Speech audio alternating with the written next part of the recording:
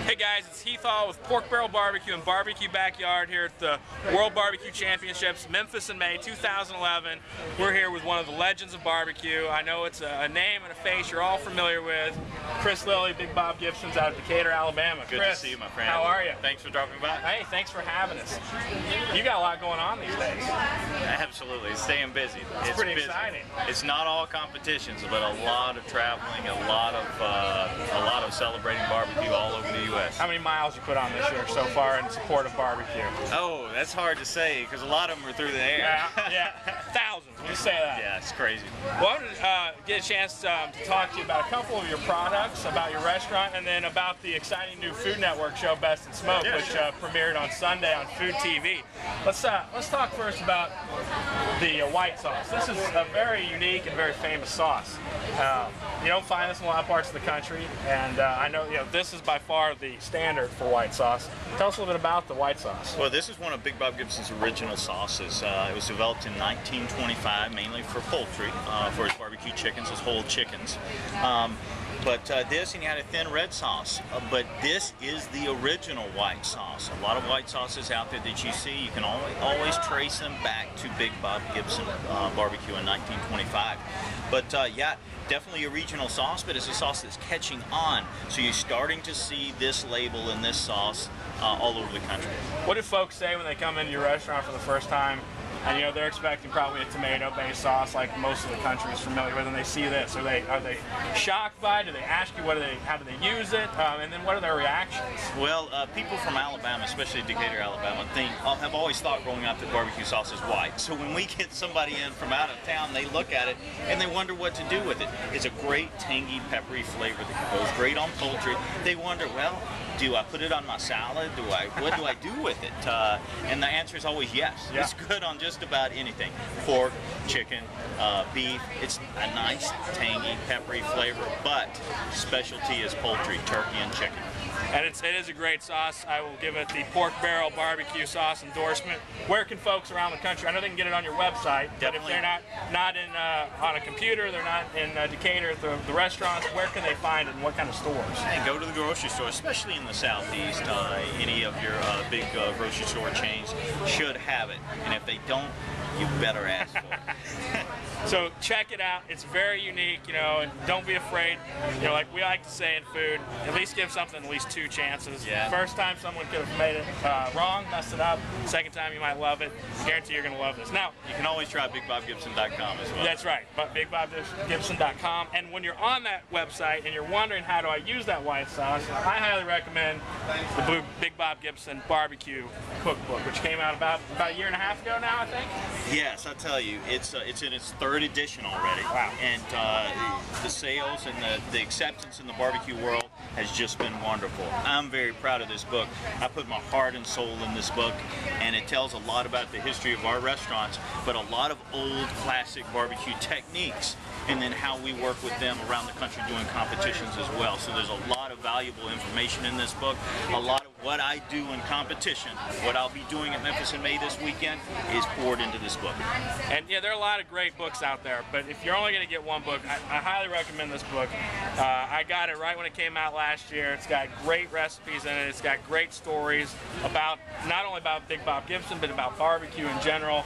And one of the things I was telling Chris about is I really like cookbooks with nice photos. It's got really beautiful photos that really give you a chance to look and really see what that product's going to look at. And another cool thing, and it's not in a lot of books, is you have a nice segment in there on different fire methods with photos, which I think is very cool for the beginning and even intermediate barbecue that's trying to learn how to efficiently use their heat source. Definitely, I wanted to cover the basics, but I wanted to cover them in a way that you just don't get in other books. So I have a section in there that not only goes into grill setup techniques and how you would set up your charcoal grill in the backyard, but also a section on woods and the different flavors that they provide, the different types of woods, and also our seasonings, and that's huge. It's of huge importance in the barbecue world.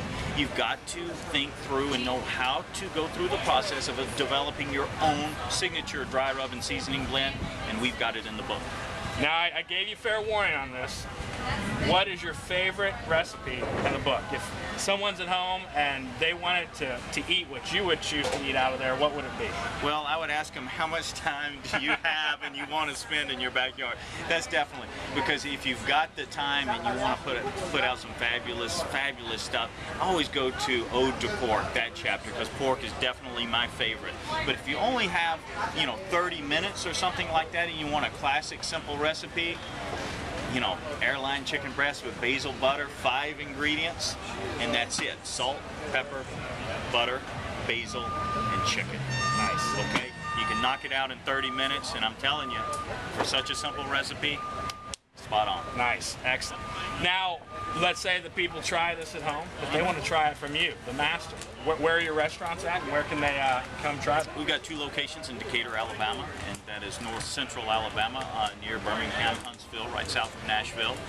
They can come see us anytime. It's worth the drive. If you get anywhere near, it's worth the drive. Come see me, come say hello, and try it at Big Bob Gibson BBQ. The book has some fabulous recipes in it, but I'll tell you, another place that I go for recipes, that I have recipes all throughout, is grilling.com. Yeah. I've got a lot of my brand new recipes on the website. You can go to and get some more of my great tips in the book, at the website. But come see me. That's the best way. Now, grilling.com, that's with Kingsford, right? A lot of great barbecue contributors on there. You got Grill Girl, Robin Medlin. You've got Smoke and Die, Clint, out of New York. Yourself. It's a really great new site. A few months old. Definitely. Few months old. Definitely just launched. But the great thing about it, it's just got recipes, but a lot of interactive tips, a lot of videos. It's very, very informative. If you're wondering what to cook in the afternoon, it's a great place to go and just get some ideas and knock it out in the backyard on Joe's Grill. Now, before we leave, I gotta just quickly ask you a little bit about Best in Smoke. Sure. Aired for the first time on Sunday on Food Network. A lot of great cooks. Famous Dave.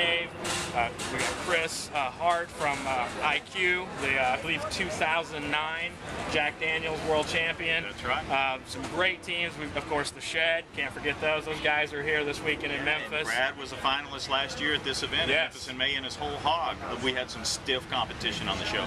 So, give us, what's the difference in something like that and something like you're going to be experiencing this weekend? Well, this weekend I actually know what's going on, and I know my cook schedule. That particular show, we had no idea what to expect. I guess we went in thinking it was just a straight up barbecue show. Maybe give some ribs or some, pork shoulder, or maybe even a whole hog to cook. And what I can say about the show, it was unbelievably demanding, both physically and mentally. It really pushed you to your limits as a creative chef and also as a barbecuer. Well, if the first show is any indication, not only do you kind of have to just fly by the seat of your pants, but that rainstorm, that looked like a nightmare to cook in. Oh, it was unbelievably tough. But, at the time I had drawn sausage out of the truck, which hindsight was a huge mistake. But I was feeling good because I wasn't out in the rain cooking. I was under a tent just watching. Because you had ample time to cook.